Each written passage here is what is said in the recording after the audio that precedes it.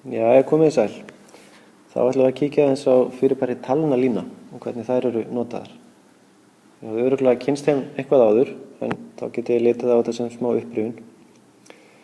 Byrjum aðeins á að rifja upp það sem við fjölluðum í síðasta myndbandi mengi, það er að segja jákvæðar tölur og neikvæðar tölur. Hvenær eru þær til dæmis notaðar? Jákvæðar tölur notum við ef við erum að telja eitthvað til dæmis.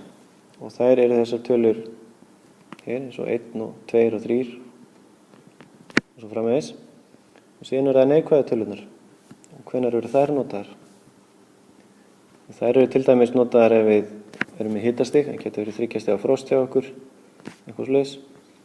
Það getur líka verið ef einhver er svo óheppinn að vera komin í neikvæða stöðu á tékkareikning sem hann á, debitkortinu. Það er búin að eyða meira en maður á, þá er maður í mínus þar. Við skulum vona að þið lendið nú ekki í því. En við skulum aðeins kíkja á líka hvernig þessar tölur eru staðsettar á talnalínu. Talnalína er, eins og nafnið gefur til kynna, eiginlega bara lína með tölum á. Og ef við myndum staðsetja núllið einhvers staðar á svona talnalínu, að þá hægra megin við núllið, þar getum við sett allar tölur sem eru jákvæðar. Hinum megin aftur á móti myndum við setja allar tölur sem eru neikvæðar. Og ef þið eru að lesa eitthvað til jákvæðar og neikvæðar tölur, þá er þetta stundum líka kallaðar plústölur, mínustölur, eða jafnvel pósitívar tölur og negatívar tölur. Þetta er allt sami hluturinn. Nú, með svona talnalínur þá er kannski einhverjum sem myndi finnast betra að hafa þær ekki svona lárétta, heldur lóðrétta. Það var alveg hægt, það eru kannski líkari vinnu með hitamæli, þá myndi núllið vera hér, fyrir ofan væri þá jákvæðu tölurnar. 1, 2, 3 og svo framvegis. Og fyrir neðan væri þá frostmarkstölurnar eða frosttölurnar sem eru þá neikvæðar.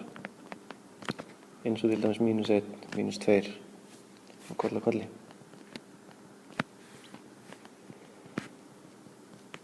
En við skulum aðeins líta á líka hvernig þetta er notað til þess að reikna dæmi.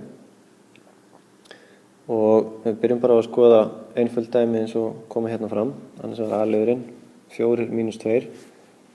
Ég veit að það er væntanlega enginn í vandræðum með að reikna þetta, en stundum flækjast dæmin aðeins og þá er ágætt að styðjast við talnalínu. Við skulum byrja að útskýra þetta með svona einföldu dæmi. Ef við erum að skoða þetta dæmi hérna, 4 - 2, þá byrjum við í fjarkanum. Og þá myndum við bara staðsetja punkt þar.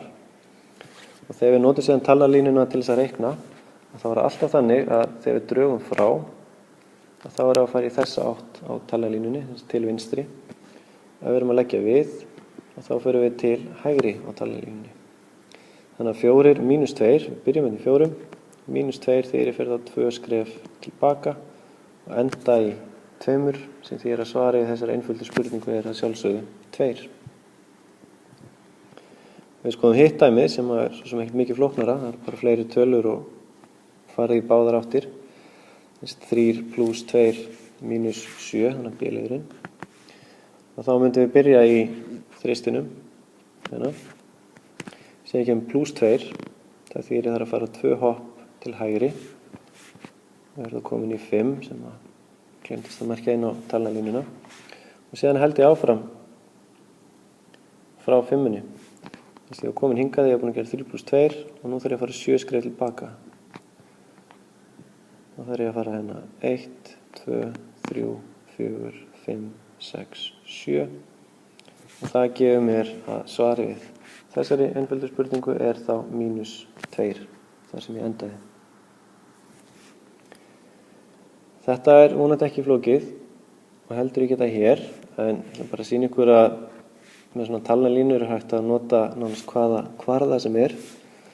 Við getum staðsett núllið hérna á miðjunni, en ef ég ætla að reikna dæmi með 100 + 200 - 400, þá væri náttúrulega algjörlega út í hött að ætla að merkja línuna svona 1, 2, 3 og alveg upp í 400. Það tækir heila eilífð. Hins vegar er ekkert í fyrirstöðu að merkja þetta 100 hér, 200 hérna, 300, 400. Og jafnvel var hægt að hafa kommutölur þarna ef að dæmið væri þannig. En sjálfsögðu þurfa bilin sem eru jafn löng að vera eða ná yfir jafn langt talnabil. Ég mætti ekki vera með -500 hérna hlýðinu. Þetta þyrfti að hafa þetta jafn stór bil, þar er -200 hér, -300. En þegar þetta er komið þá er jafn auðvelt að reikna þetta dæmi á talnalínunni og hinn dæmin sem við sýndum ykkur fyrst. Það er að ég byrja í 100, bæti við 200, það er þá 2 hopp til hægri og svo -400, 100, 200, 300, 400 tilbaka. Þannig að svarið við þessu hér er þá -100. En þetta ætti að duga ykkur inn í þau dæmi sem að fylgja í kaflanum. Takk fyrir.